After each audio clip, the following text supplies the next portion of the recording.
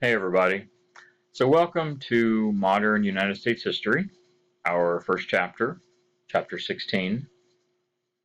Um, so it's pretty simple. You're going to see the PowerPoint here, and you've got me down in the corner. Yay, get to see me.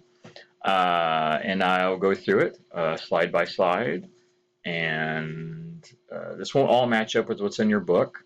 A lot of it will, but I also skip some things. So you'll also see things that are here that aren't in the book, and vice versa. Don't worry about that. Not a big deal. If I want you to know it, if it's something you could be tested over, you'll see it right here.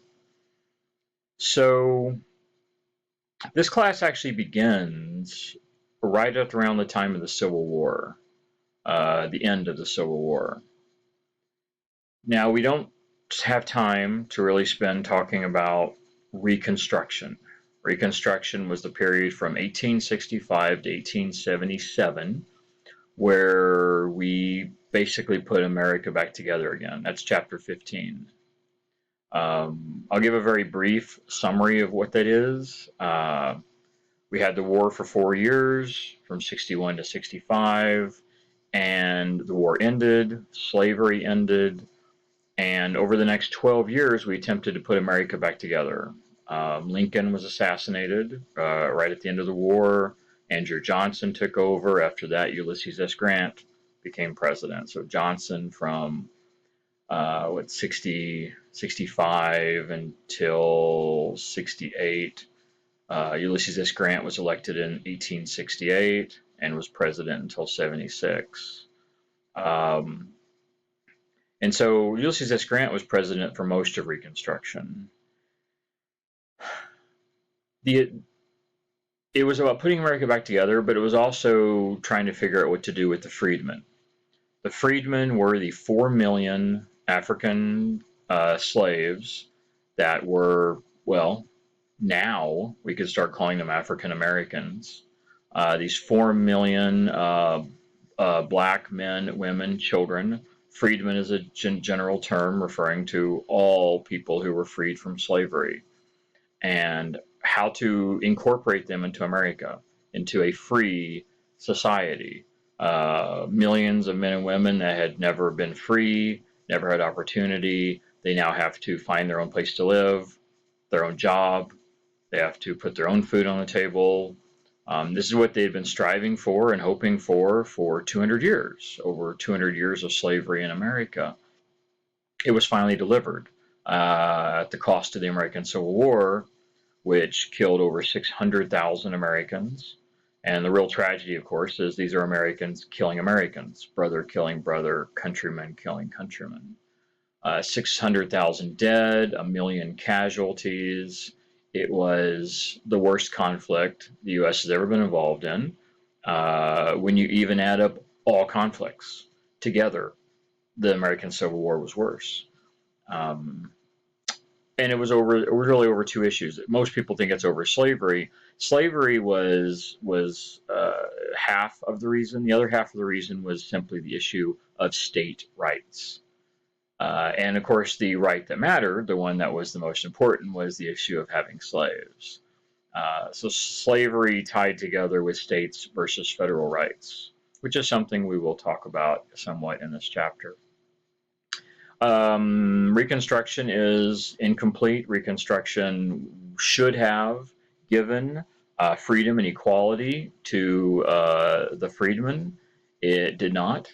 In the 60s, it appeared. In the late 60s, it actually appeared that it could happen with the radical Republicans who were really all for black rights and punishing the South. Hard to know which they were more concerned about.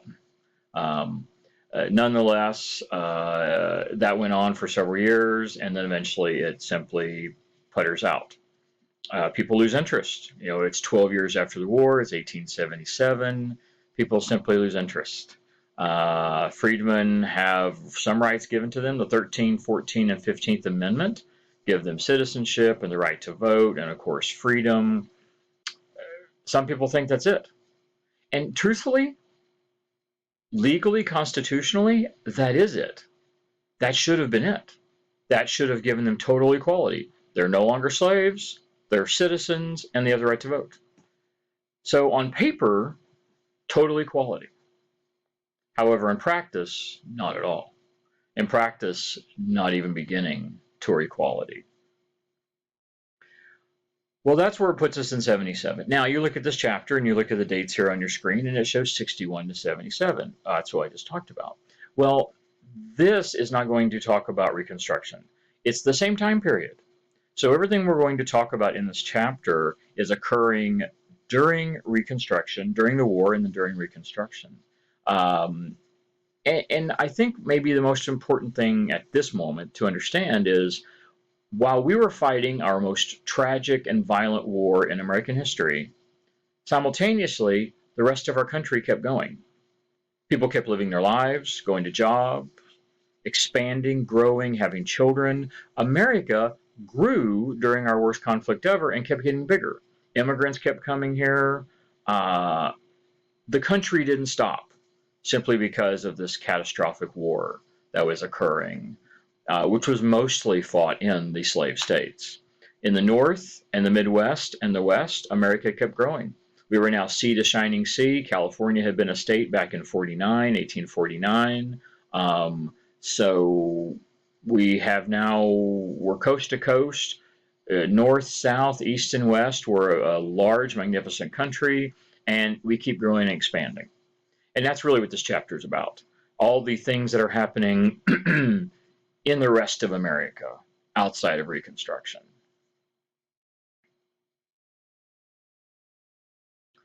So this is an advertisement to get people to go west, known as the Great West. Now, most of these photos, by the way, you'll also be able to find in your book. Depending on what edition of book you have, most of these photos you'll find there as well. And the photos are significant. I do talk about the photos here, and then images, photos, pictures, drawings, etc. You could see them again on exams or quizzes. So if I take time to talk about it here in the lecture, it is important and significant. So something to think about. The Great West.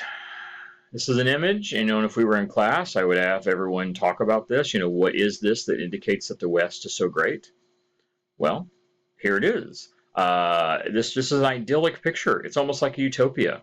You have a beautiful house, fancy two-story house, garage, barn. You've got animals and horses and beautiful running water in the back and spacious mountains and clouds and farmland and orchards. On the sides of the image, you have the cornucopia of society of agriculture. You've got all the fruits and vegetables. You've got people going westward, people taking the land, people expanding. You see down here the steamships indicating expansion of transportation and people coming. Easy to get there, easy to get to the west. Just get on a ship, take a wagon out. Here you have surveyors, people surveying the land, indicating that they're getting the land ready. This was Western propaganda. This was to get people to go west, to give them this hope and this promise of a great life. Because most people were in one of two boats. Either they were back east in very cramped, little amount of land, very short land available for settlers. Most people outside of New England region were tenants. They rented. They lived on someone else's land. You go out to the west, and you got the land. It's right there. You're just there for the taking. So most people were in that boat, or they were immigrants. And most immigrants that came to America were looking for farmland, looking for independence, looking for freedom. Here's your great promise of it. And then further, I suppose there's a third. A lot of people worked in the factories back east. And cities in this time period, this is the beginning of America's second industrial revolution here in the late 1800s. Dirty, filthy, polluted, this water, the air. Life expectancy in the cities was shorter than in the country by years. People lived shorter lives if you lived in the city. Now, why live in the city? Well, first of all, there were jobs available. You had to have work, you had to have jobs. And of course, all the entertainment and all the other opportunities that cities afforded, which we will talk about in later chapters. But this was a promise to tell people, hey, look at how great it is to leave the city or come to America, leave the farm that you're working for someone else, go out and start your own life. Here's the shame of it. This type of idyllic image you see in this, maybe 1%, 5%.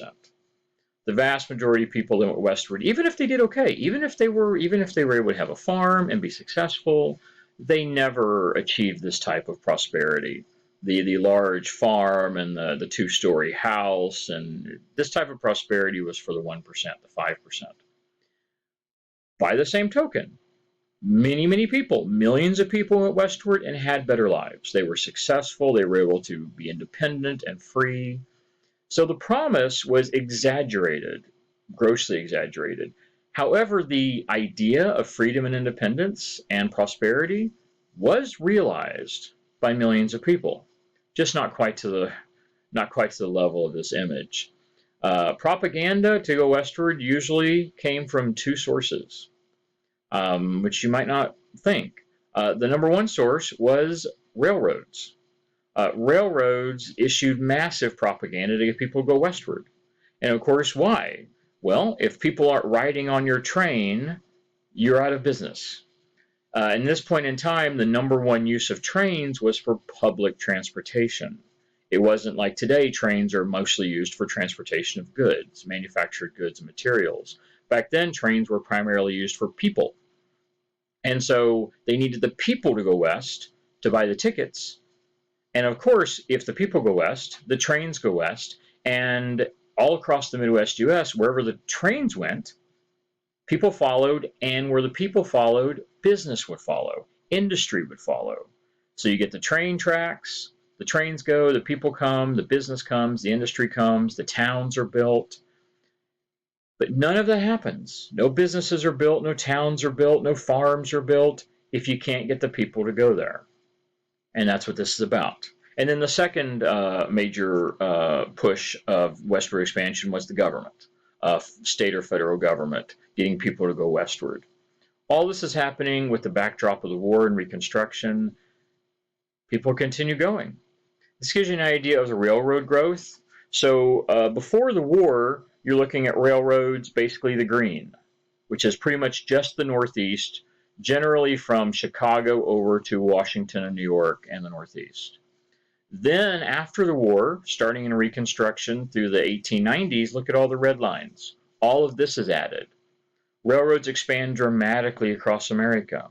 At the time of the war, the only railroad that existed that went coast to coast was this one line, went from San Francisco all the way over to New York.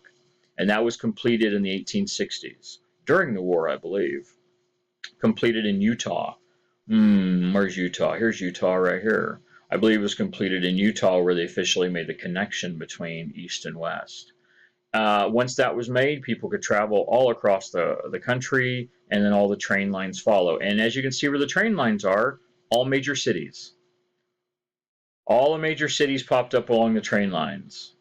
You might say, well, the city was there first. Actually, no. In most of these cases, the train came, the people followed, the cities were built up on the train lines. So where almost all of our major cities in the Midwest and in the central United States only happened because that is where the train ran through. Something to think about. This gives you an idea of one of the reasons people would go westward. Raw materials, going out here for the mountains, going out here for the wood, the lumber, the ores, and of course out here for all of the grasses, the grasslands. Grasslands is where all of our farming would happen, all of our farmlands. This is where people went. They came here for farming. This became the farmlands, the breadbasket of America, all through here. And then people went out here to this side, more for mining. Mining out here in the very Midwest, the Great Plains, of course, was cattle. Millions and millions of head of cows, head of cattle. And then, of course, the gold. The gold out here, which happened before this time period, back around 1850 in California, the gold rush, one of many gold rushes.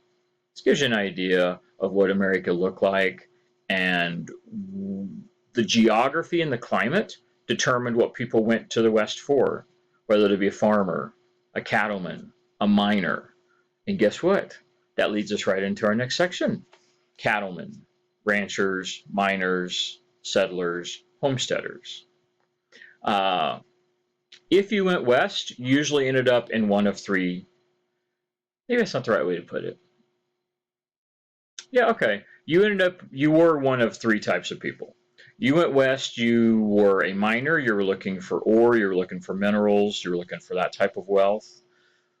Or you became a cattle rancher, or you simply became what we would call a homesteader, a farmer on your own little private home with your family. Now, the US government hoped that people would go westward and build up and fill all this, what the government called, quote, empty land. Now, we know it wasn't empty. Something we haven't mentioned yet were the Native Americans. There were 1 million Native Americans in North America. So it wasn't empty. But as far as the government was concerned, it was. Native Americans were simply an impediment, a stumbling block, a speed bump to either be overcome, obliterated, assimilated sometimes, but they were simply an obstacle to get past for white settlers to go west and to conquer the West. Um, yeah, they were not really considered significant, except in such as they were problematic to find ways to get rid of them. So they sent Americans out there. They passed different laws. The Morrill Act, an act is a law, an act of Congress. The Morrill Act was passed in 62. It was renewed in 90. And the Morrill Act set aside 140 million acres of land to be sold by the states. So this is the land that was claimed by the U.S. government, was then given to the states, and the states were to sell this land for the purpose of generating money and, of course, to entice people to go westward. The land was cheap. Some of this land you'd get for a couple dollars per acre. So it was really cheap land. Truthfully, in this time period, almost anyone, and that's one of the reasons that so many people came west and went westward in millions, almost anyone could go west, truthfully, and buy land. Now, it was far more complicated than that. Because after all, how many of you know how to farm? How many of you know how to cut down trees and build a house, and or to go and to herd cattle? Yeah, most of us don't know how to do that. So the land was cheap, but actually becoming a settler, a cattleman, a miner, far more complicated. Far more complicated involved. Another thing Morrill Act did is it set aside money for education. The Morrill Act actually set aside provisions to start building small schools. And these schools were, today we would call like technical training schools. They were designed to teach people how to be miners and settlers and cattlemen and that kind of stuff. Also to be paid for by the federal government and the states. Hoping to get people to move out west, and also hoping to get people to go map the land. Because much of this land, even though we knew it was there, was unexplored. People didn't know where all the rivers were, all the lakes were, all the mountains. Certainly didn't know where the mineral deposits were underground. So they wanted people to go out and explore, to find and discover America. Hopefully, so it could then be exploited by government and business. There we go. And finally, the last thing the Morrill Act also was meant to do was to inspire investment. It was to inspire investment in the U.S. People were to invest money. Much of our investment came from foreign countries, European countries. Many people realized America was growing fast, and we had most of North America that was still unexplored, unmapped, untapped natural resources. Well, big investment opportunities. big investment opportunities to build and sponsor businesses, and then of course you get to make your investment revenue, your interest back on it, especially for mining and cattle operations, which were, even in this time period when the word million was uncommonly used, not a lot, that wasn't a word used very often. The word million, cattle business and mining business was worth millions. Um, Huge amounts of money here that had been uh, unimagined in previous generations. Native Americans were out there. I mentioned that. There were Native Americans all across the Great Plains, all across the Midwest. They wanted them to go out there. Foreign investment, I've already sort of covered that. We did have millions of foreign investment, people investing in our country from other countries. Um, they hoped people would go out and mine, map the land, build farms, build businesses, build towns, and grow and expand America. That was the hope, the desire. Some of the things that happened in this time period, you'll see the American bison down here. We hunted the bison to extinction, near extinction. At one point, there were less than 100 of them left. We were down to 100 bison. It's amazing we saved them, honestly. If you got down to 100 of a species, how they were even viable is really surprising. Nonetheless, they were somehow, and today there's millions of bison. They slaughtered them, and they slaughtered them and left their bodies, hundreds of them, lying in the fields. They didn't care about the meat. The ranchers, the settlers, the hunters only cared about the skins and the fur. It was simply about killing the animal for profit. Um, Native Americans had lived in peaceful coexistence for bisons for thousands of years. We come along in less than a century, we pretty much extinguished them from the Great Plains. Now, another reason we did this was for the cattle ranchers. We wanted the bison out of the way to put cows. The bison and the cows competed for the same land, the same grass. So we needed to get rid of the bison also to fill the Midwest with cattle, and we do. Eventually, the Midwest has millions of head of cattle. So the Homestead Act is passed also in 62. And the Homestead Act offered, not to be confused, don't confuse it with the Morrill Act. The Morrill Act was 140 million acres of land. The Homestead Act offers 160 acres for each family, for anyone who wants to go out and do two things. You occupy the land and you improve the land. Very generic. Improving, what's that mean? Well, whatever you have to do to accomplish one goal, make it profitable in some way or another. And that's something you should understand. Farms, we often think farmers making their crops. Farming's a business, folks. Farming is a business. Farming is not just about making food for your family. That doesn't make you any profit. If you're just feeding your family, you're not making any money. Farming is designed to take care of your family, provide, but also the majority of your farm products are to be sold at market for profit.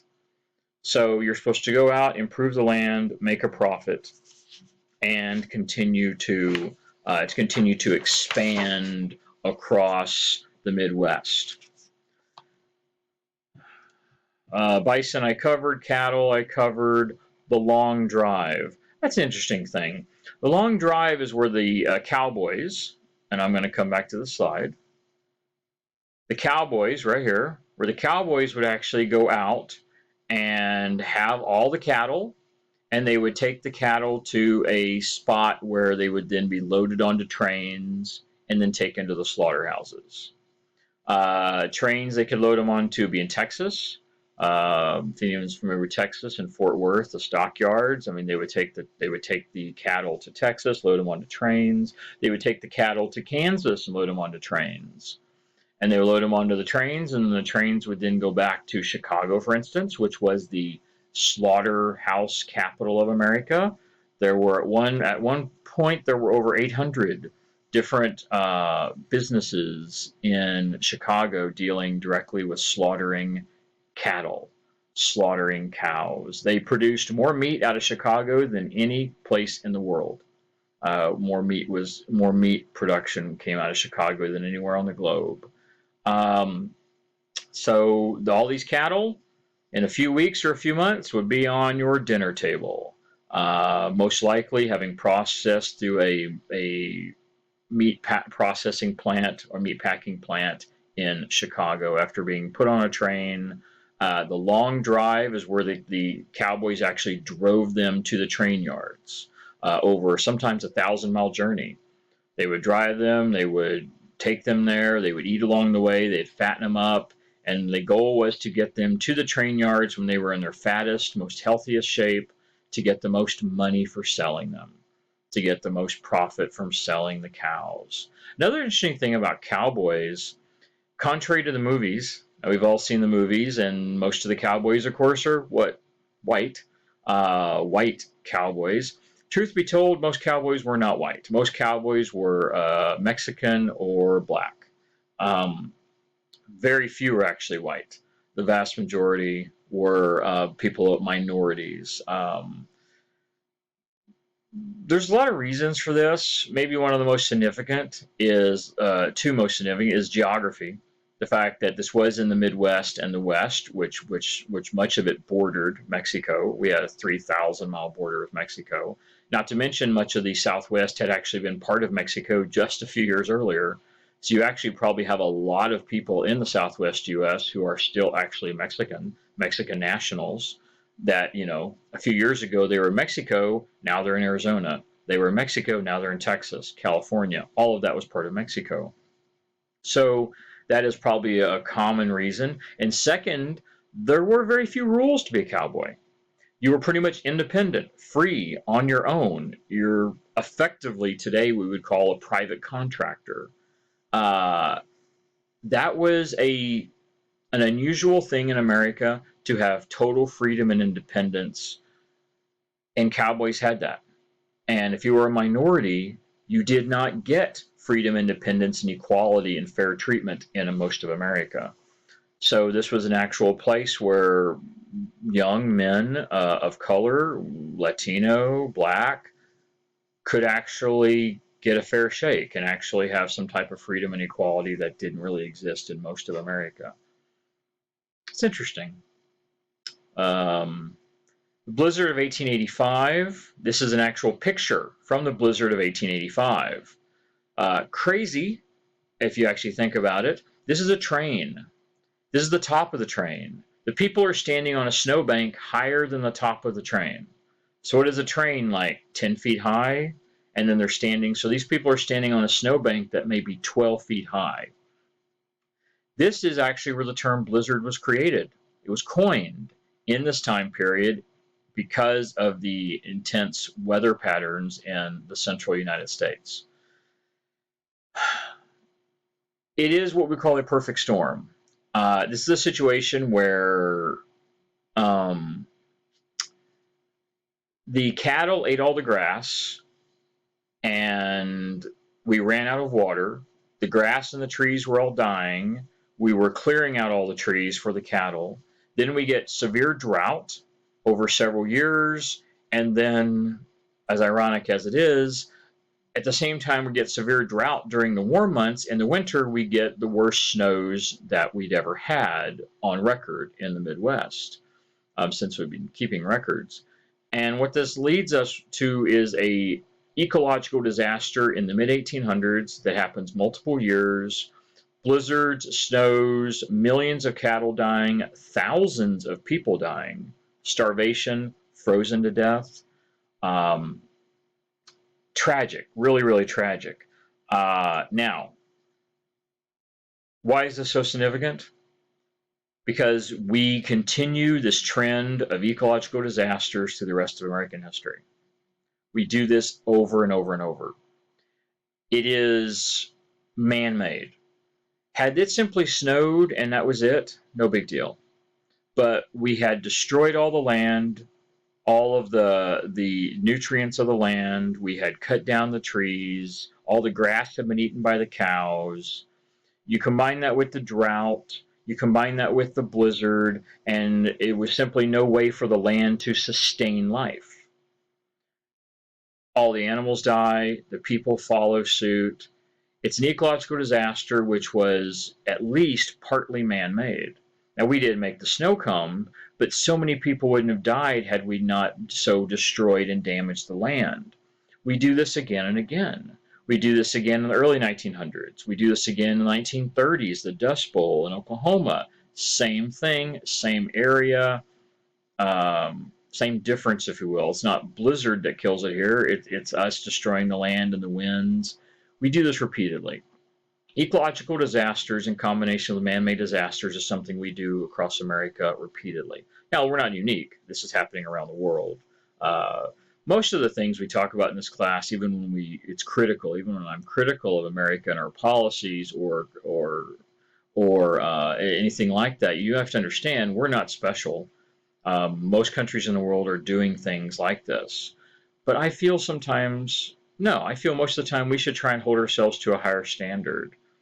We want to act like we are the beacons of hope for the world, and then many times we end up doing the same ridiculous, foolish, destructive things everyone else does, which makes us no different. We're really not different or special. It's a great country to be in, but we're not different or special above anyone else. We continue to do stupid, foolish things as a country and create natural disasters, wars. It's just the way it is. Uh, you know? So mining is the second thing we're going to talk about. I really haven't talked about homesteaders yet. That is where I'll get to on the next slide. Mining across Idaho, South Dakota, Nevada, Rocky Mountains, all across the Midwest. This is I guess lucrative might be the right way to put it. Incredibly lucrative opportunities. Many people went west looking to strike it rich with the mining and failed miserably. Died, starved, became poor, lost everything. However, if you were one of the few that did strike it rich and was able to discover a mine, a source of minerals, iron, silver, copper, zinc, lead, gold, and others, overnight you could be rich. Assuming someone didn't come up with a gun and shoot you in the head and take it from you, which was often common. There was no rules in the West. This was the Wild West. You should really understand that. This was rule of gun in the West at this time period. Very little law enforcement. Uh, for instance, at one point, Arizona had 3 sheriffs for the entire state. So you need to understand that there was very little law enforcement, almost no military presence, especially in the 1860s, because the U.S. military was quite busy doing something else, fighting the war. So you were pretty much on your own in the West. And so if you discovered a mine of some sort, or you discovered a mineral strike, well, you better protect it and keep it secret because someone will literally come up and shoot you and kill you and take it from you. Something interesting about mining is the way mining worked is people would show up, they would find the mines, prospectors, they would find it, and wherever the people went and the mines went, towns would follow. Towns and people would simply follow along. If they discovered a gold mine, for instance, or a lead mine, towns would spring up around them. Towns would grow, and everything that would come with that. You have to consider what comes with a town. Brothels, hotels, theaters, saloons, caretakers, police, general stores. I mean, you must understand, for every time a mine would be opened or a commerce center opened on a train line, what happened next is people came along with it. Generally speaking, every one man that worked in a mine could support as many as 10 other people in town of associated businesses. So if you had 100 people working in a mine, you could have a town with 1,000 folks, 500 folks. His family, their families, along with all the other things happening that had to go with it, all the other parts of it. These would be boom towns. Of course, what happened when the mine ran out? Then you get a bust town. We have lots of those in California, lots of ghost towns. So the mining is great, well, at least for a while, until it's not. Sometimes these towns would learn to find other economic means. For instance, the gold strikes that happened in California in the 1850s. When the gold mines dried up, or there were only a couple of mines left owned by corporations, what did most people do? They became wheat farmers. There you go. Came to California to strike it rich and be wealthy as a gold miner, and 5 years later, I'm a poor wheat farmer. There you go. That's often what would happen. Most people don't strike it rich. Most people don't become wealthy. A handful do, though. And that handful is enough to inspire thousands of others. So sometimes these towns survive, sometimes the people survive, sometimes they did not. Oftentimes they met loss and tragedy uh, and failure. But they tried. They tried. There's the Cowboys again. This gives you an idea of mining in the West. Gold mining, silver, copper, iron, lead, and of course a dozen of other things. Here's where the California gold rush was from 48 to 50. But all across the Midwest, all across the Rocky Mountains, the Sierra Nevadas, all of this is just mineral rich. Even today, we still find new mines. We still find new deposits in the Midwest. After we've been mining out there for 150 years, people still find new deposits. Black Hills, that was gold. There was big strikes of Black Hills gold in the 1870s. Anyway, interesting.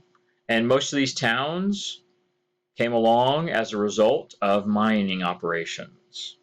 The mining operations eventually dry up in most cases, but the towns sometimes survive and hold on.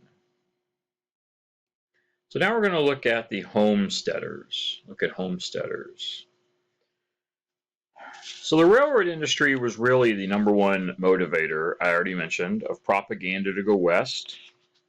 Many people feared that it was a desert. They feared that the West was the Great American Desert. It was sometimes referred to that.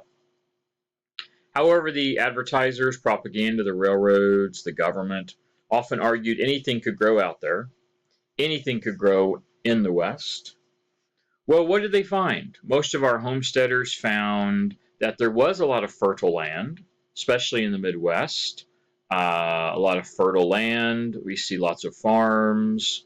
And the number one crop grown in the Midwest was wheat. Had to keep it away from the cows. Cows would eat everything, but it was wheat.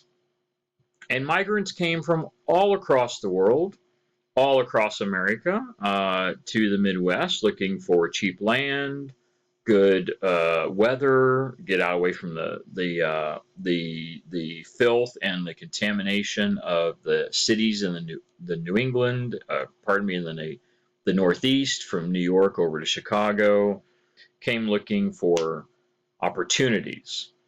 Migrants from all over the place. Migrants from Sweden, Norway, Germany, Russia, England, all looking for opportunity in America to be independent and free and own their own land.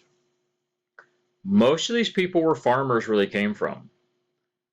One of the reasons so many came here to become farmers. They already knew the job. They already knew what they were doing. But the thing is, back home, there were not many opportunities in Europe, specifically like England, Norway, Sweden, Germany, Russia. There really weren't places there or opportunities there to own your own land. Here, you could own your own land, be independent, be free, increase your life economically, and better your place for you and your descendants. A few people would actually just stay here and work and then go back home. Most stayed, though. Most actually stayed here and became permanent residents. It also should be noted, I said before, farming's a business. Farming was about making money. It was about providing for your family, but many people grew crops that you couldn't actually eat. Cotton, for instance. It wasn't about growing it for food, it was growing it for profit to make money. And then, of course, you can go and buy whatever food you need. But it should also be noted all of the ancillary businesses.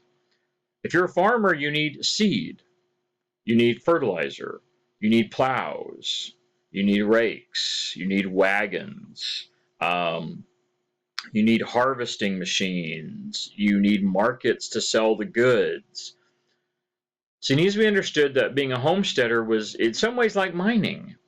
Every miner supported a number of different people in town. Well, every homesteading family would also support a local town, or families would support local town, because the town is where all the business was. You had to go to the general store, and you needed the saloons, and you needed the caretakers, and you needed places, a blacksmith to take care of your animals. So the homesteaders also supported towns in growth, and these towns, of course, would usually grow up to be large cities. But other than just these immigrants, and by the way, those countries I mentioned, pretty much all white immigrants, most of your migrants coming from back east are white. Well, there are other groups. We do have tens of thousands of Latinos. At this time, it would have been almost entirely Mexican. Tens of thousands of Mexicans settling the West and the Midwest. Either they were already there or they were actually migrating across our border, which in this time period, the border between America and Mexico was pretty much open. So they were migrating here. Also, lots of African Americans. We generally call these the exodusters. These are African Americans coming from the southeast, coming from what is sharecropping, which I'm not really getting into sharecropping, but it is a system of farming just one step above slavery. And most African American farmers in the southeast were sharecroppers.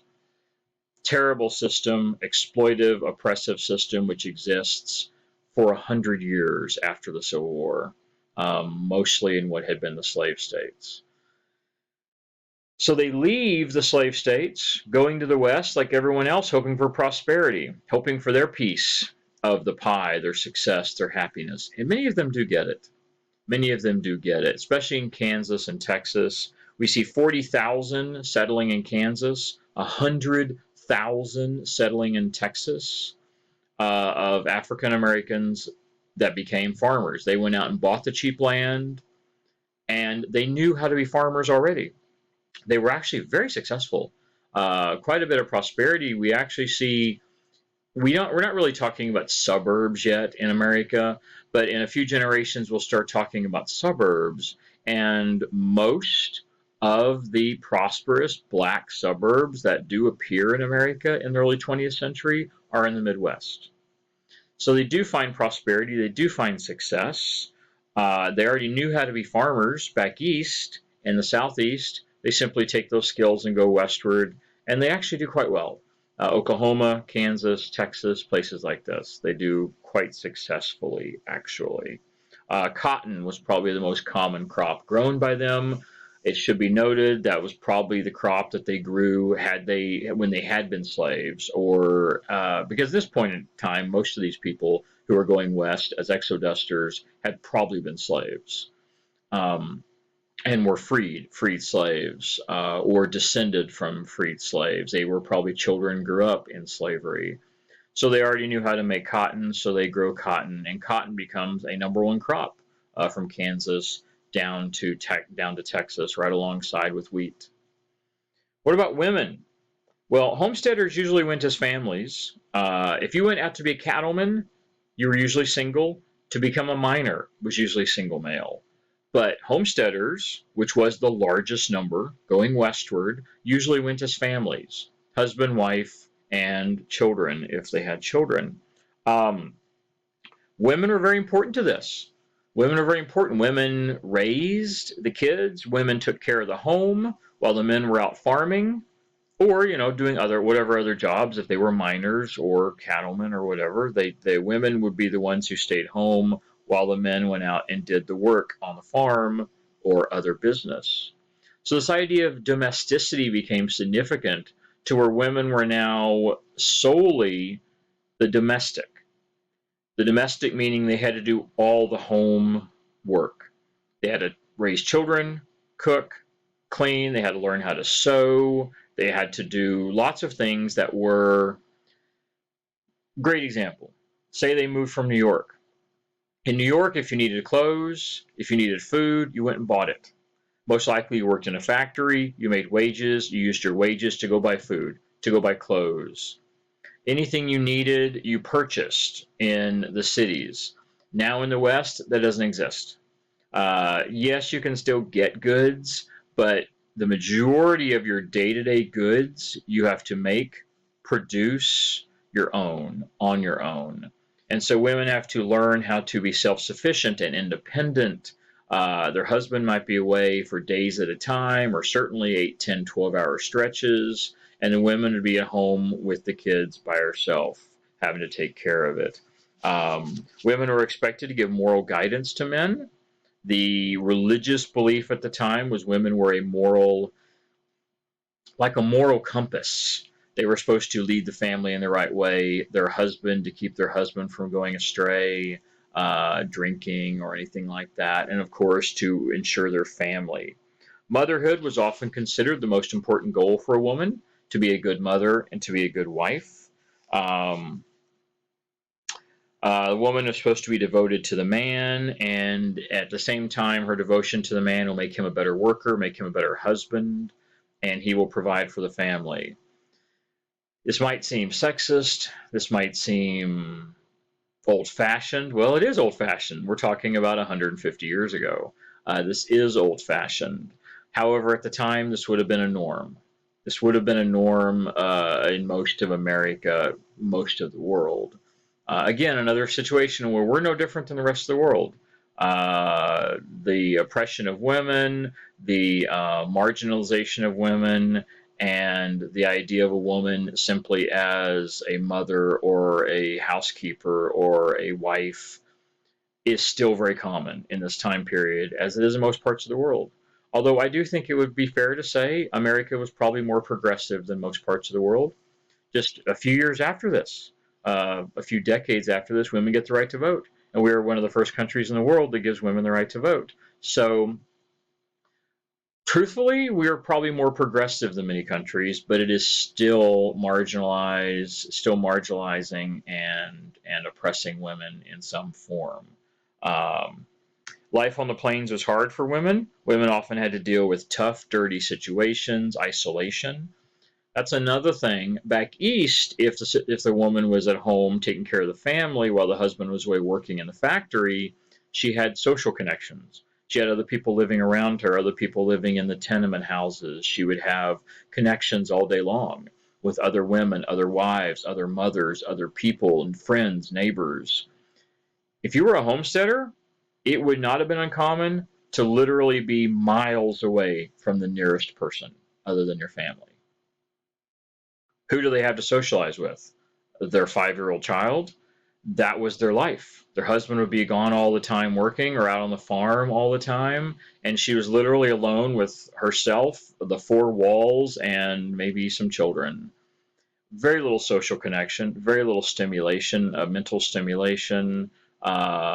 Humans are social creatures, and that had to be very challenging. Had to be very psychologically challenging for many women, which were taken literally plucked out of a social situation with lots of connections to be isolated in the middle of nowhere by themselves. It had to be really challenging. It should be noted that the accomplishments women made in the West were perhaps greater than anywhere else in the U.S. We see women in government. We see the first governors, the first mayors. We see women doctors, women lawyers. We really see advances in society and opportunities for women in the Western states that did not exist anywhere else in the U.S. It's impressive, actually. We see the first voting rights for women. Not national voting rights, not voting for president, for instance, but local and state voting rights. Wyoming 1869 was the first state to give women suffrage, the right to vote. Um, Probably one of the reasons for this was to draw more homesteaders, since homesteaders would, put it this way, a woman did not go west by herself. That would be very rare for a woman to go westward on her own. So if the woman comes westward because of more opportunities, more freedom, more equality, the idea, of course, is she'll bring her husband and family with her. So if you can draw one woman westward, you might be able to draw 4, 5, 6, 7 people, um, by the promise of greater equality, greater freedom. It's true. They certainly had it. Greater freedom, equality, and opportunities in the Western United States than they had anywhere else in the U.S. Greater authority. Very interesting. These roles were typically not allowed for women back east. That doesn't mean women didn't want them, but the society simply didn't allow, didn't accept women in these roles of authority back east. But in the West, I like to say the West was less bullshit. It really was less bullshit. It was more about just surviving and getting by and taking care of each other. It wasn't as much about politics or about race or prejudice. Don't get me wrong, that still existed, but less so. It was more about, you simply got to deal with society because society is, well, it's challenging. The West, you either fought hard to make it or the West defeated you. There was no middle ground. You either worked hard day and night to make it, no matter what route you chose, settler, cattleman, miner, or the West kicked your ass.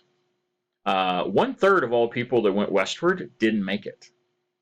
Fully 1/3 of all people that migrated to the Midwest and the Western United States failed. Either they died or they simply gave up and went back where they came from. That's a lot. The West was tough. Tough. This advertisement is interesting. This advertisement shows that all colored people, that's how they referenced freed blacks back then. The average person would have referenced them as a colored person. All colored people that want to go to Kansas, $5. $5 to get land to go to Kansas. Even the poorest person could get together enough money to go buy land in the West. It really was a land of opportunity. This really shows just population growth from 60 to 90. Really, you're looking at the red, the green, and the blue. So from 60 to 90, you look at areas that became red, right here, green, blue areas, Los Angeles, San Francisco, Sacramento, up here, a few places in Oregon and Washington area. People going west, and many of them couldn't make it on the plains. So they end up keep going. Basically, they go till they hit water. Can't go any further. And they just kept going. And some did. As I said, 1/3 did make it. And many of them, this is where they ended up. They couldn't make it in the Great Plains. They couldn't make it. They couldn't figure how to be independent farmers. And so they go west. And many times they end up working in cities and factories on the West Coast, just like they left behind on the East Coast. The rest of this chapter, we'll be talking about Native Americans. We have 3 sections left, and it'll be all focusing on Native Americans on the the West and the Midwestern United States. So, as I said, the next thing we're going to talk about is Native Americans. So while all this is going on, everyone's going westward, and the government and industry is pushing people to go west. Native Americans are out there, hundreds of thousands of them. While the war is occurring, the Civil War from 61 to 65, most of the U.S. military is occupied with the war. This leaves many Native American tribes uncontrolled, unobserved. Most Native Americans were on reservations. The reservations were usually guarded by the U.S. military. Many times they're not now. Another problem was many Native American tribes had signed treaties. Actually, probably truthfully, all of them had signed some type of treaty with the U.S. government or state governments. in these treaties, they were promised food, supplies, clothing, etc., medicine. With the government so tied up with the war, many of these promises fell through. They didn't deliver what they said they were going to deliver: the food, supplies, the medicine. Sometimes simply money. They were promised money. They weren't getting what they were promised. Many Native American tribes were not happy with this, obviously. They had been pushed off their land, told they couldn't hunt freely because that land is now for white settlers. The land they are on is very poor land, very poor quality land. And so they respond. I mean, they're literally starving to death, many of them. The Dakota Sioux, for instance, 1862. The Sioux, after not getting what they were promised, they left the reservation. They started attacking nearby white settlements. 400 white people, settlers, homesteaders were killed. The U.S. government does respond, sends the U.S. military, the U.S. troops do arrive. They do overtake or overpower the Sioux, capturing the Sioux leadership and executing 32 of them. This is the largest mass execution in American history.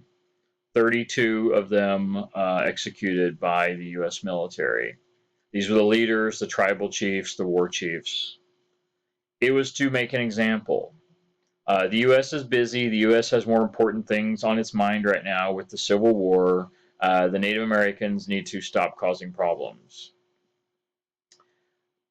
Well, it has some repercussions. That certainly it does. Further, it should be noted we canceled all our treaties that we had with the Sioux Indians, and we moved them again. We moved them outside of the territory, moved them into another territory which had fewer settlers. In other words, we moved them from the larger concentration of white settlers to a smaller, more remote area, worse land, and canceled their treaties, which means now they were put on poor land and not promised anything from the government. They had to simply fend for themselves. What we committed upon the Native Americans in America is really nothing less than genocide. When I use the terminology, I use the word "we" a lot in my lectures. It's just a simple ease of term. It's not specifically referring to you, the students, to me, our government today. We're talking about 150 years ago. It's simply easy to use the word. Don't confuse it. I had a student one time come up to me and say, no, I didn't do any of this. I'm not implying you did. Neither did I.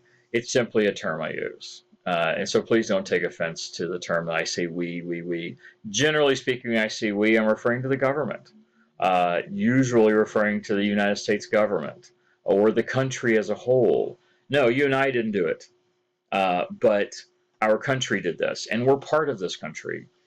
If you choose to be an American, I choose to be an American, you have to accept the good and the bad. You have to accept that as an American citizen, whether you partook in it or not, our country has a history. It has a legacy. And everything we do in our country today will impact future generations. Just like everything that our ancestors did 150 years ago, even if you weren't even here, even if your family wasn't even here. Once you become part of America, you become part of our history. So everything that's been done, it's part of us.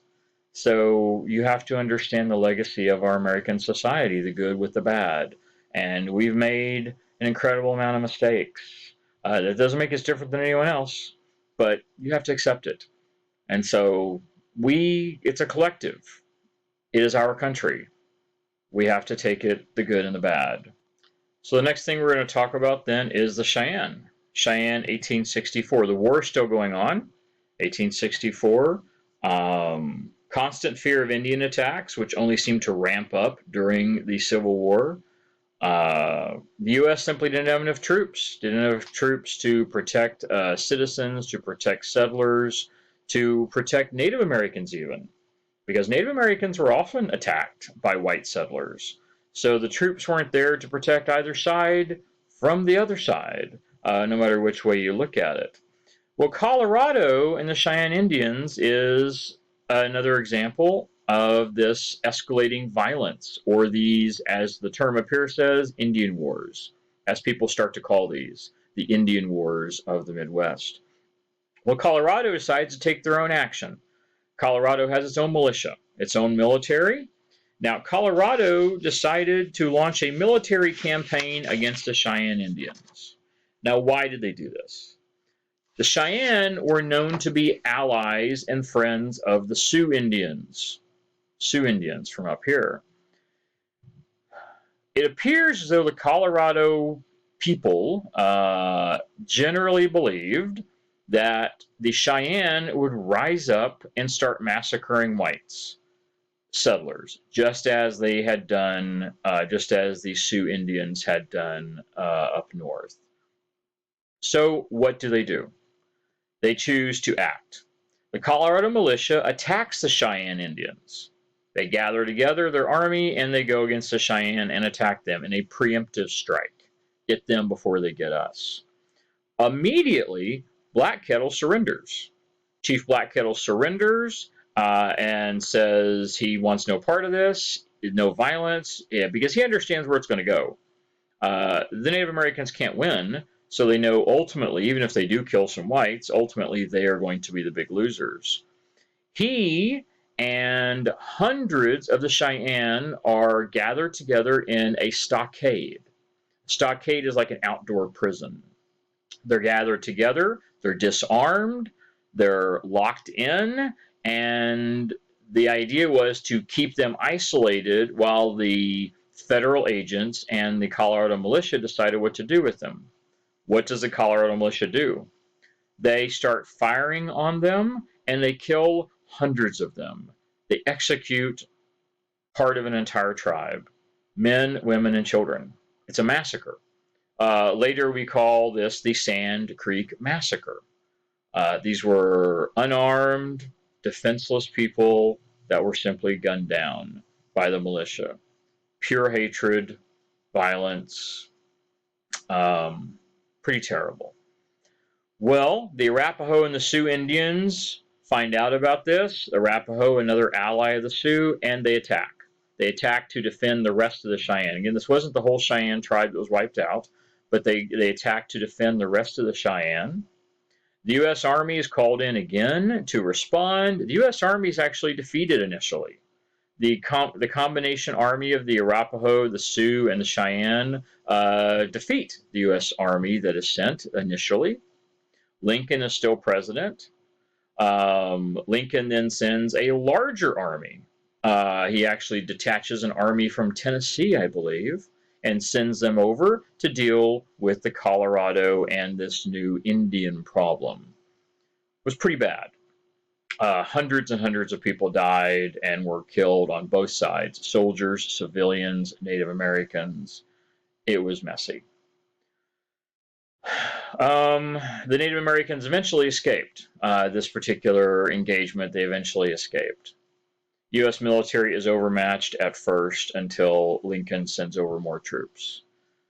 Public opinion shifts very dramatically in favor of the Indians, in favor of the Native Americans. The Sand Creek Massacre was the big reason for that. Many people just didn't understand. We had so much power, so much authority. We controlled the continent coast to coast.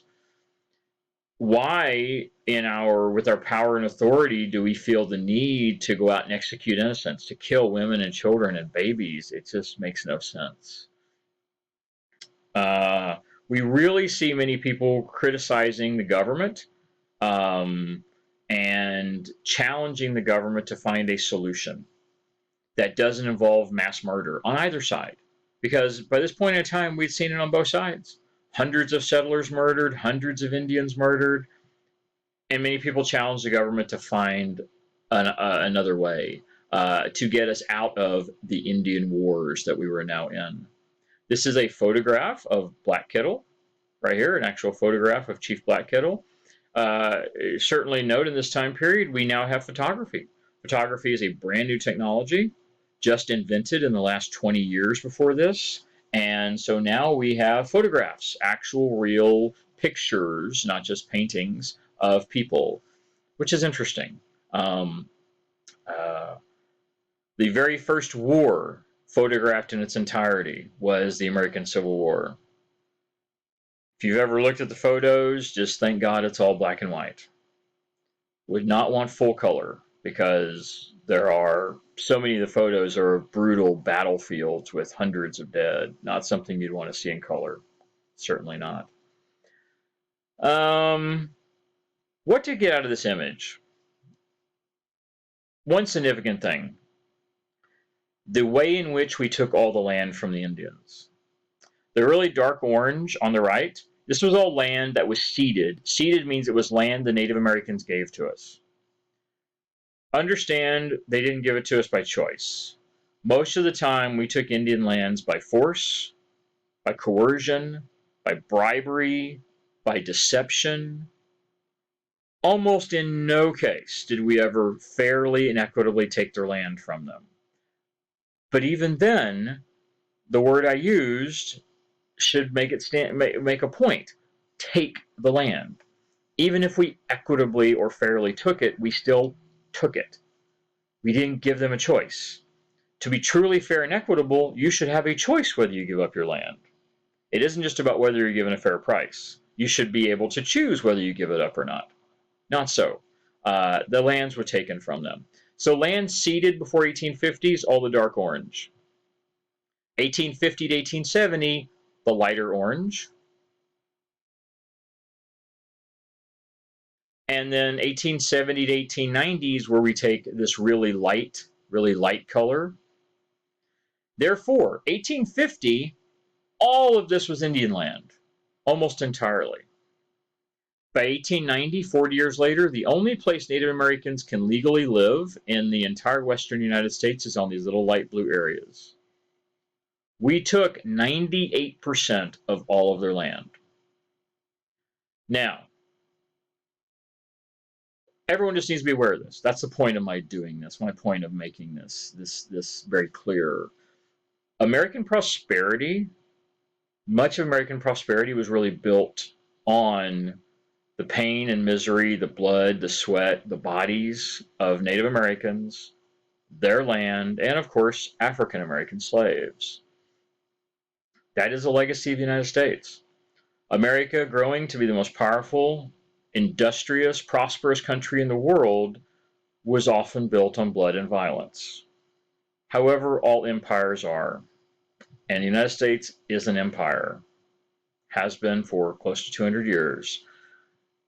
We should not kid ourselves and say we're not. We're not special or different in that way. We are an empire, and we have destroyed countless peoples to take their land from them. Remember, all of this down here was Mexico. All of the southwestern United States, over 7 states, was all Mexico, and we took it all by force. Mexico never did anything to us. Mexico never did a thing to us. We simply attacked them and took a third of their country. I'm not at all saying we're going to give it back. That's not what I'm saying. We're not going to give it back. It's our land. That's the way it is. It's part of our country. But it needs to be understood where we got it. It needs to be understood how we got it. This isn't some game of Monopoly or some game of Risk. This isn't just some people signing a piece of paper. The United States was built on violence and bloodshed. It is our legacy, and it needs to be understood where all this came from. Native Americans, African Americans, Mexican, this needs to be clearly understood. Land isn't going back to anyone, but we need to understand how we got it, where it came from, and what the impact was on these people. We destroyed an entire culture of people that had survived in North America untouched for 15 millennia. And we wiped them out in less than 200 years. It's pretty drastic. It's the United States legacy. But again, we're not special. This is the way all empires have been built in the history of the world. Doesn't excuse it, but it also doesn't make us any particularly heinous or violent or evil more so than anything. It's simply the way humans have always been.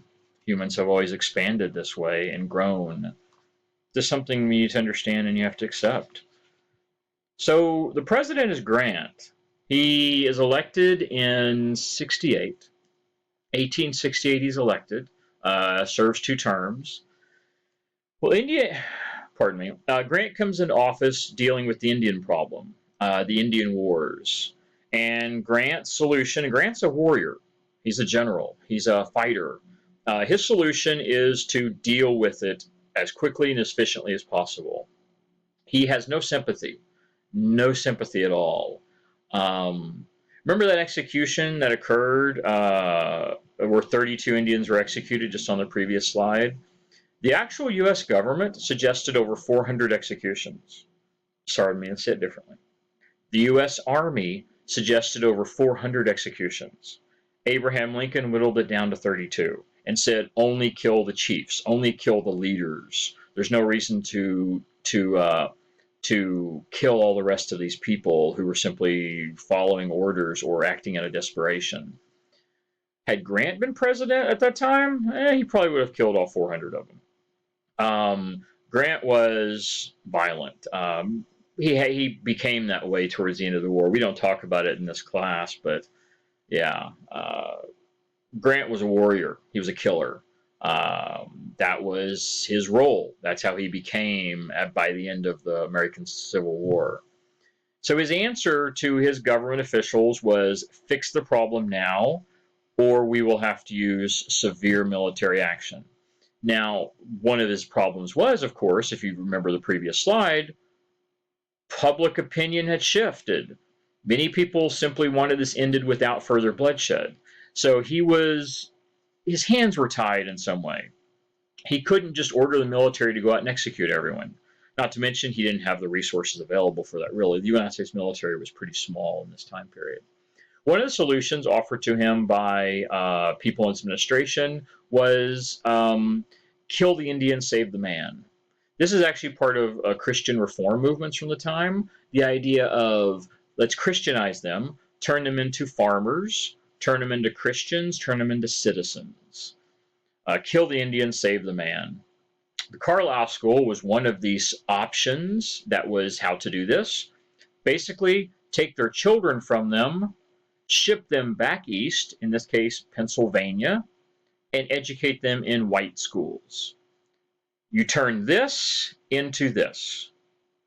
Take them from traditional clothes, traditional hair, traditional language, traditional religion, and turn them into white people. Let them dress like whites, cut their hair like whites, speak English, and become Christian. Carlisle School took thousands of children away. Today, this would be nothing short of kidnapping. Really, it would be nothing short of kidnapping. But the government got away with it, sent them to these schools. Carlisle School was just one. There were dozens of schools like this. I remember here in California, there's one not far from me, an historic site that is an old Indian school where they would take the Native Americans and they would try to turn them into white people in every way except for skin color. They would try to do that. Kill the Indian, save the man. Turn them into white farmers and homesteaders. Native Americans resisted this. This is one of the reasons they focused on the children. The children simply don't have a say in the matter. The adult Indians often resisted fully. They resisted their change in culture, their change in religion, their change in everything. Well, the BIA was the government office put in charge of this, the Bureau of Indian Affairs. They did it through a variety of agents, treaties, and of course, assimilation. Kill the Indian, save the man. Turn him into a, quote, farmer, Christian, and citizen. Some people thought this was the only solution. No one for a moment believed the Indians would ever truly be able to resist us. We've proven that Native American resistance was futile.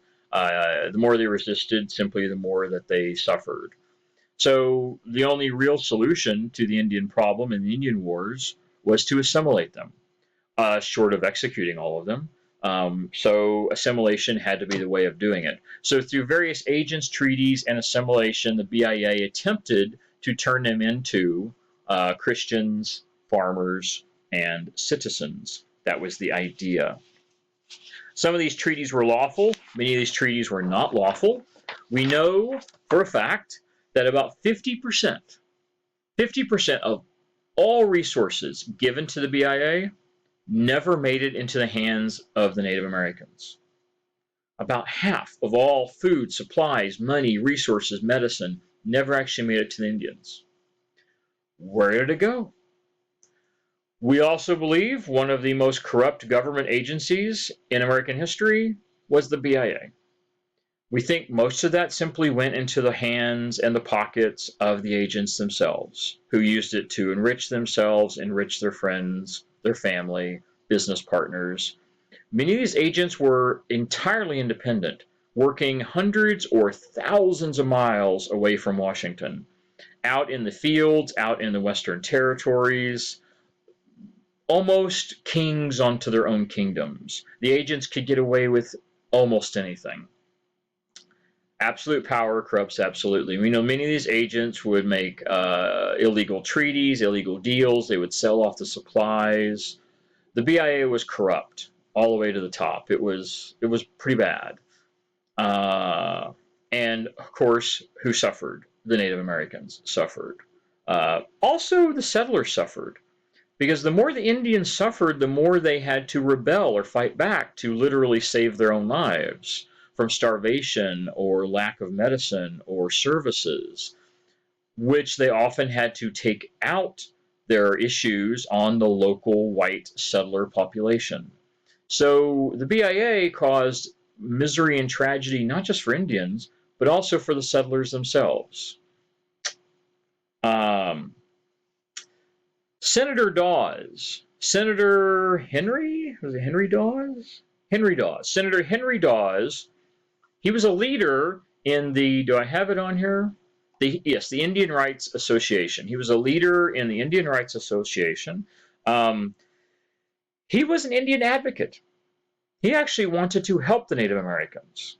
We talk about this like the whole government and everybody was against Indians. I talk about it like that because most were. It is evident from writings, from documentation, from treaties, from journals, from magazines, from newspapers, from documents in Congress. The majority of people were not on the side of the Indians. However, that also means that there were some that were. Some were on their side. Dawes was one of these. Dawes gets a law passed through, he proposes and gets a law passed through Congress, the Dawes Severalty Act of 1887. What is severalty? Severalty means individual ownership. What does Dawes get passed? He gets a law passed that actually forces Native Americans to become farmers. They have to divvy up or spread up. That's not the right way to put it. Native Americans live communally. They usually lived in communities. Children are raised communally. They lived in villages of dozens or hundreds of people, and they all worked together. They would all farm the same land. They would all hunt together, the men. They were communal, egalitarian even. Well, Dawes Severalty required them to split up into families, such as the traditional white settler family. They had to spread up into husband, wife, and kids, and then they had to be farmers on individual plots of land. Well, what it resulted in was once they divvied up the communities and the villages into small individual families and gave them their own little plot of land to be a farmer, this is by force, they have to do this. All of the excess land, all of that land would be redistributed as unneeded surplus land. So literally they would cut the reservation in half, take half of it and make a bunch of farmsteads, a bunch of homesteads, and then the other half of the land would be, quote, unused land, unneeded, and they would take that land, take it away from the Indians, and give it to settlers, more white settlers. How terrible is this? Let's see if I have it on here. Yeah. Because as a direct result of the Dawes Severalty Act, Native Americans lost half of their land again. Another half of their land gone. and those other millions of acres are given to white settlers. And I always say white settlers. Are there settlers that are not white? Of course there are. There are a handful of settlers that are black or Mexican or otherwise. Very few. About 97% of all homesteaders were white. So when I say white settlers, understand that's not everyone, but 97% is almost everyone. So it's enough to get by and comfortably say white settlers. Um, they take away all that land. They take away all that land and give it to the settlers. Pretty bad. Pretty bad. It should be noted this is not what Dawes wanted. It's exactly opposite of what Dawes wanted. Dawes wanted them to be farmers, but he wanted it for the purpose of assimilation. His belief was simple. The best thing that could have happened to Native Americans would be to become a farmer, a Christian, and a citizen. Because that would allow them to start to blend into American society and stop being oppressed, exploited, attacked, murdered. And of course, if they do become a regular farmer and citizen, they might actually be able to leave the reservation and simply blend in with American society as Americans. Because we were already incorporating lots of people from around the world who didn't speak English, who weren't even Christian, who were different colors. The idea being, let them simply become one of many. That isn't what happened. The Dawes-Severty Act actually exploits them and oppresses them further, keeping them on the reservations, taking away half their land, and forcing them into situations they were uncomfortable with and unhappy with and simply didn't know how to cope with. This was terrible. The Dawes-Severty Act was, it had repercussions far beyond what Dawes assumed or thought it would, and it was worse. He regretted it afterwards. He wrote that he regretted everything that happened with the act. Well, unfortunately, at that point, there's nothing that can be done. This gives you an idea. This is the territory of South Dakota. You can see half of South Dakota is the Great Sioux Reservation. Almost half of South Dakota is Great Sioux in 68. 30 years later, only about 1/3 of that is still Sioux. So in South Dakota alone, the Sioux lost 1/3, they lost 2/3 of their land. So in South Dakota, 2/3 of their land is taken away, and it's all given to white settlers as the Sioux Indians are relocated onto farms and homesteads. Well, the last thing we'll talk about is the end of armed resistance. So many Americans thought the Indian problem had been solved by the end of the 20th century. It had, generally speaking. This is what they called the Indian problem. By the 1880s, 1890s, armed resistance had really ended. Most formidable Indian tribes, they had been settled on reservations. Most outbreaks have been subdued by the U.S. government, by the Army. There was only a handful that were still active, that were still out there attempting to resist. And it should be noted, most of them weren't resisting out of just animosity or hatred of the government. They weren't out there resisting, trying to overthrow the U.S. or trying to stop westward expansion. They knew that that was nothing they could do about that. Most cases, any resistance we see was due to aggression by either the settlers, local militias, the U.S. Army, or out of desperation. In the case of Sitting Bull and Custer, 1874, this is Sitting Bull here. This is Custer. By this point, he's a general, I believe. He was all the way back in the American Civil War. I think he was a lieutenant back then. So what happens here? General Custer actually claims to found gold. He finds gold in the Black Hills of South Dakota.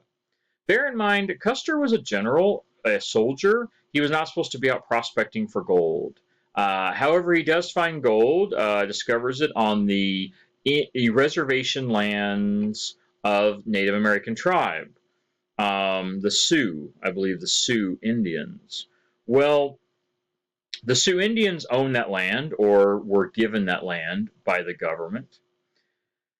Custer pressures them to leave, forces them to leave. Why? Because he wants to get the rights and to sell the land to make himself rich. He would have enriched himself. He was not supposed to be doing this. This was not his job to be doing this, to be surveying or selling lands to white settlers. So almost everything that leads Custer into this massacre that gets him and others killed, he brought on himself by breaking the law, by going outside his purview, outside his authority. He demands the Sioux leave. He then asks Sitting Bull and the Sioux tribe to gather at a federal facility, maybe the federal army headquarters. Sitting Bull refuses. Sitting Bull refuses. They gather for war. He forms a confederation, which is an alliance with the Cheyenne and the Arapaho Indians. Sitting Bull realizes, I don't know if he had spies or whatever, but he finds out that it was an ambush. It was very well could have been something like Sand Creek. Could have been another massacre, which would have left hundreds of Indians dead or injured.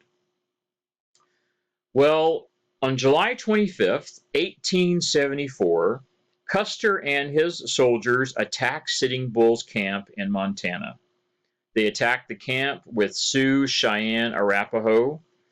Here is one of many problems. One, Custer is attacking Native Americans because they refused to surrender to him. That might have technically been justified if his reasons for asking for the surrender weren't illegal in the first place. He was attempting to steal their land for profit. Well, here's the problem. When he attacked, he did not understand what he was going up against. There were over 6,000 Native American warriors. Custer had 200 men.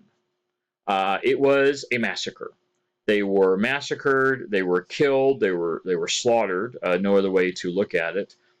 Custer thought he had the upper hand. He had weapons. He had cannons. It was bad. Custer died. 210 men died. It was a massacre. This was probably the last great victory of the Indians over the U.S. Soldiers, over the U.S. government in any way. Probably the last one. It actually shifted public opinion back. From the previous decade, where public opinion was more leaning towards the Indians due to the massacres, Sand Creek, for instance, now we see it the other way around. Now we see stories of hundreds of American soldiers being slaughtered by Indians. Public opinion shifts once again. Now people want it over. They want the Indian problem ended, and this also serves to justify the conquest of the Indians. This serves to justify violence and attacks and oppression of Indians as, oh, they're savages, they're violent, they're animals, they're murderers. People have a very short memory. People have a very short memory sometimes. Eventually, almost every tribe was disbanded, went back to the reservations, and it came apart. The American army chased down some of the Sioux, Cheyenne, Arapaho Indians, starved them out, murdered more of them, and executed more that they captured. It was a massacre on both sides. But in truth, Custer's the one that actually set all of this in action due to his actions, what he did initially. He really caused all of this. The last group we'll talk about is the Apache Indians and Geronimo. This is the last resistant tribe in North America, the last group of Native Americans that resist. Geronimo surrenders in 1886. The Apaches were rounded up, moved to a reservation, and they were never allowed to return to their native lands. I'm not going into detail on the Apaches. It is just of note. It was really anticlimactic. There wasn't a big fighting or killing. It simply is indicative of the end. It was over.